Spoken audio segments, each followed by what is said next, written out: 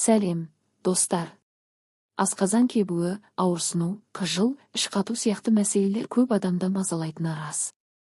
Бүгін мен сіздерге дәл осы асқазан ішек жолын жақсартатын 5 табиғи әрі қолжетімді ем түрін ұсынамын.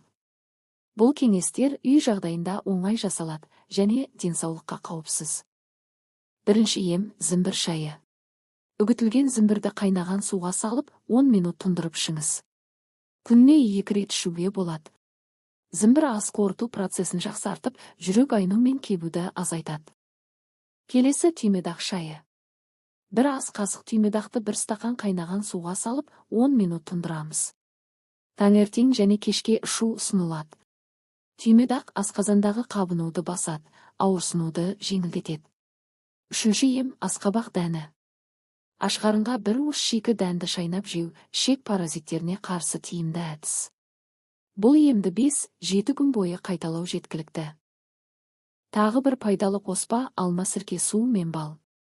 Бір стақан жылы суға бір ас қасық алма сірке суы және бір шай қасық бал қосып таңертең ішіңіз. Бұл қоспа ішекті жұмсақ тазартады, токсиндерді шығарады. Соңғы ем – қара өрік қайнатпасы. Кешке 4-5 дана қара өрікті бір стақан суға салып, таңертең тұнбасын ішіңіз.